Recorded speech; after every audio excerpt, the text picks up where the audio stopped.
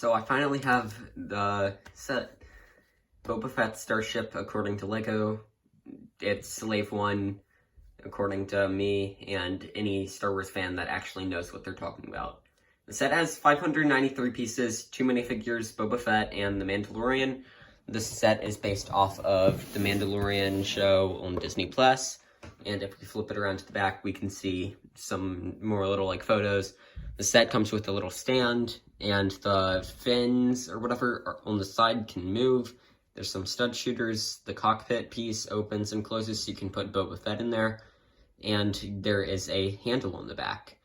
The set comes with a little stand, which is a nice little addition. So you can basically like have the set like stood up on a stand for display.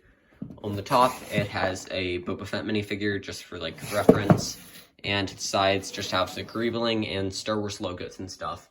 Up on the top of the front part of the box, it has the Lego and Star Wars logos with some greebling in the background, and the Mandalorian, so you know what timeline basically it is from, or like time period it is from. The set is 9+ and has 7 and is set 75312. Let's go ahead and open it up. So if we go ahead and open it up on the back, I really don't have to, okay, I guess I'm gonna have to do little tears. I hate these little tears. I wish Lego would just do the tape. Like, it probably is just easier for them to do the little tears, but it is honestly a little annoying. Okay, the set, okay. That has 4 bags, the instruction manual, and a small sticker list. Let's go ahead and build the set. I finished building it, and the build was surprisingly difficult. Down in the little, like, inside area, there's so many, like, pieces just nudged in there and crammed in there on the studs that are somehow showing, for the most part, and it's just kind of difficult to get all the little pieces in there and push them down and stuff. But we'll get into that in a minute.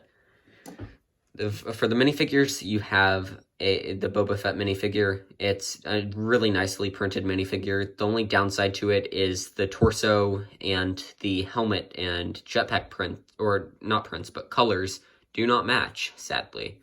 The helmet and jetpack should be a darker green to help match the torso, which is like the repainted Boba Fett armor.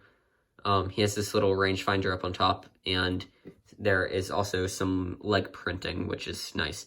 He has his blaster, and then if we go ahead and take the helmet off, you can see his scarred face, which looks really nice. He does have arm printing and I forget what it's called, but the mudhorn, I think is what it's called, printing on the side. The like Sigma or whatever of his like crest or clan or whatever kind of. And then we have the Mando figure, which has been in, like, way too many other sets. The original Mando, which doesn't have Beskar armor, is much more common than this. Or, no, much more rare than this. He has some arm printing and some more arm printing, then a bunch of torso printing, which looks nice. And if we fold up the cape, you can see the back printing. The cape is a nice little, like, gray cape. It's the, like, newer Mando cape that we've been getting. He has a blaster pistol and a Beskar spear. And then if we take the helmet off, it is the same black head that we have been getting for him, even though we have literally seen his face. And Season 2 of the Mando was literally about him taking his helmet off. Moving on to the smaller build, though, we have the little transport, which you can display Slave 1 on here. It is difficult. I do not trust myself to have it displayed like this, but it can be displayed on it, whether, like, no matter what. Like, it's just a fragile thing. I don't want to have to put my thing up, like, my Slave 1 up here. I just don't trust myself with it. It's gonna fall off, so it's a nice little inclusion, but Lego could have done away with it, and the set could have been, like, $5 cheaper. So I just spent, like, 5 minutes trying to figure out how to do it, but, apparently, I think you put it right there. Yeah, you put his like back of his legs right down in here on this little like studs that are showing, and then you got to take the rangefinder off, and then you can close it, and he just sits down in there nicely, and he can like fly around in the ship.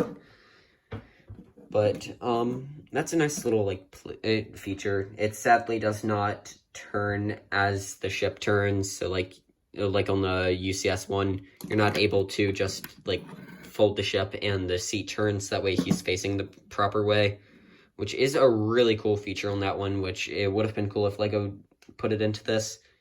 But that's going to be all for this set review. Thanks for watching, guys, and have a good day.